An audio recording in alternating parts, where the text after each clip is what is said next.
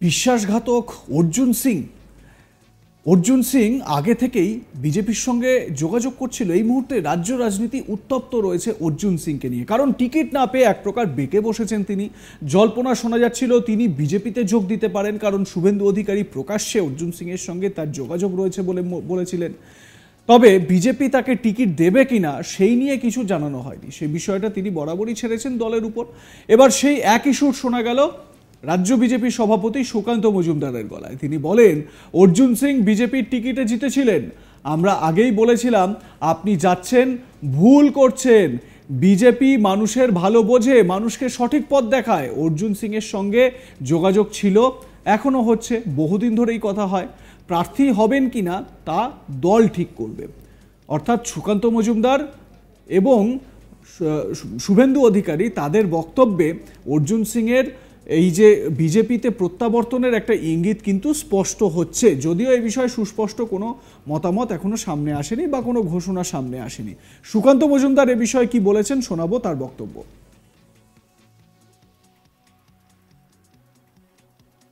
দেখুন, অর্জুন সিং আমাদের টিকিটে জিতেছিলেন, উনি তারপরে তৃণমূল কংগ্রেসে চলে গেছিলেন। তো এখন নিজের বোধোদয় হয়েছে, উনি বলছেন যে আমার যাওয়াটা ভুল ছিল। তো আমরা তো আগেই বলেছিলাম যে আপনি যাচ্ছেন, ভুল করেছেন, এটা যাওয়া ঠিক নয়। কারণ আলটিমেটলি বিজেপি মানুষের ভালো বোঝে, মানুষের সাথে থাকে।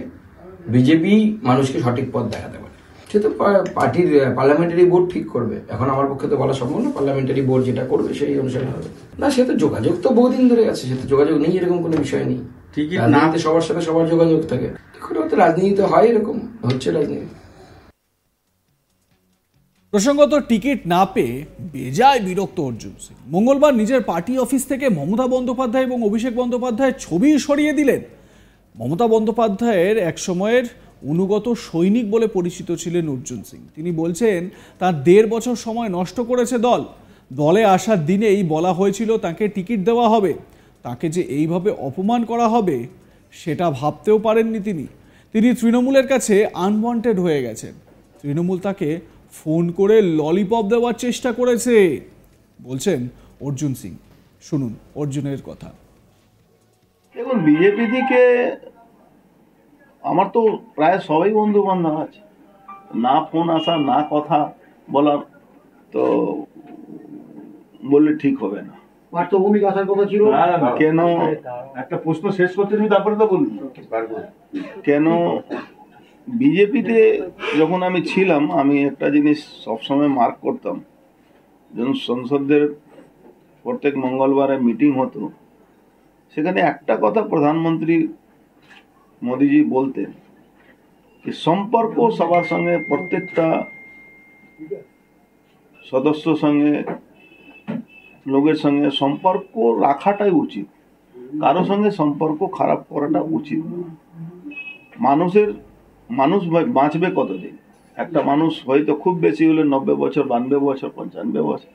তার মধ্যে মানুষের সঙ্গে সম্পর্কটা খারাপ করবে না। কারো বিরুদ্ধে রাজনৈতিক লড়াই হতে পারে, কারো বিরুদ্ধে পার্সোনাল লড়াই তো কিছু নেই। তো আমি সেটাকে অনুসরণ করি। আমি কিন্তু কোনো পার্সোনাল লড়াই আজকেও নেই। কিন্তু আমি দুর্ভাগ্যশালী কি আমার 1.5 বছরটাকে 1.5 বছর আমার নষ্ট করা। যেখানে আমি এলাম সেখানে নষ্ট। ব্রিগেডের আগে পর্যন্ত কি আপনাকে টিকিট দেওয়া হবে এরকম বলা হয়েছিল? আমি যেদিন দলে আসি সেদিনই আমাকে বলা হয়েছিল কি আপনি টিকিট পাবেন।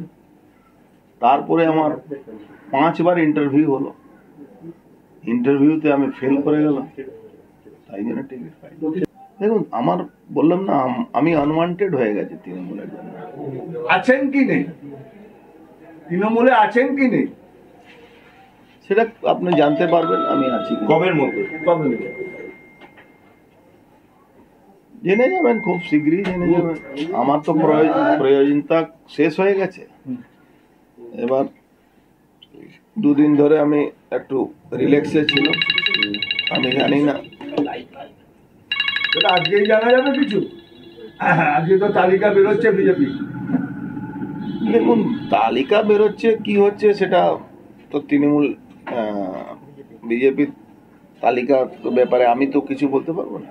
প্রার্থী তালিকা ঘোষণা হওয়ার পর তৃণমূলের কেউ আপনার সঙ্গে যোগাযোগ করেছিল? শোনা যাচ্ছে ববি হাকিম ফোন করেছিলেন আপনাকে।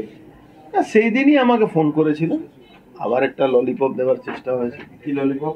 বিধানসভার টিকিট? ওরকমই কিছু ছিল, সেটা তো আমি বলতে পারবো না, কিন্তু বলা হয়েছিল।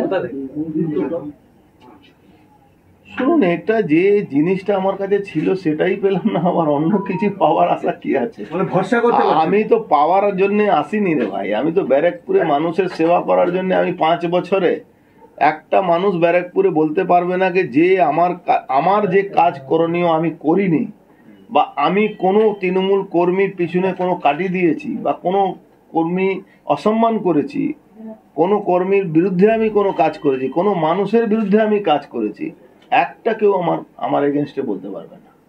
কোনো রাজনৈতিক দল, কোনো পার্টি।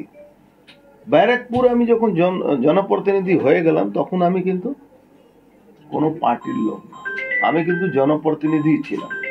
কিন্তু আমি দেখলাম কি আমার সঙ্গে মানে সেই ব্যবহারটা করা হলো না। প্রসঙ্গত টার্গেট ছিল ব্যারাকপুর লোকসভা কেন্দ্র, কিন্তু এত যেন পরিষ্কার একটা সমস্যা হচ্ছে সেটা অর্জুন সিং ভালোভাবেই টের পাচ্ছে। নির্ঝরের একেবারে স্বপ্নভঙ্গ। রবিবার জনগর্জন সভায় টানটান উত্তেজনা ছিল। অভিষেক বন্দ্যোপাধ্যায় একের পর এক নাম ঘোষণা করছিলেন, একে একে সব নাম ঘোষণা করলেও অর্জুন সিংয়ের নাম তো কোথাও শোনা গেল না। রেগে মেগে সভা থেকে উঠে যান অর্জুন সিং। এরপর থেকে জল্পনা চলছিল তিনি তৃণমূল ছাড়তে পারেন, আর ছেড়ে তার পরের ডেস্টিনেশন হয়তো বিজেপি হবে। শুভেন্দু অধিকারী বলছেন অর্জুন সিংয়ের সঙ্গে তার যোগাযোগ আছে, সেই নিয়েই জল্পনা আরও বাড়ছিল। এবার সেই জল্পনার অবসান ঘটালেন অর্জুন সিং। টিকিট না পেয়ে বেজায় বিরক্ত অর্জুন। মঙ্গলবার নিজের পার্টি অফিস থেকে মমতা বন্দ্যোপাধ্যায় এবং অভিষেক বন্দ্যোপাধ্যায়ের ছবি সরিয়ে দেন তিনি। একদা মমতা বন্দ্যোপাধ্যায়ের অনুগত সৈনিক ছিলেন এই অর্জুন সিং।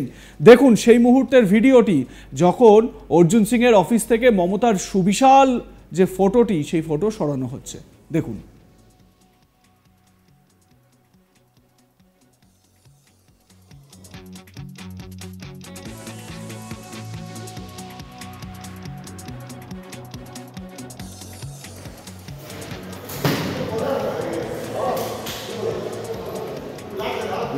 দেখুন, বিজেপি থেকে আমার তো প্রায় সবাই বন্ধু বান্ধব আছে, না ফোন আসা না কথা বলার, তো বললে ঠিক হবে না।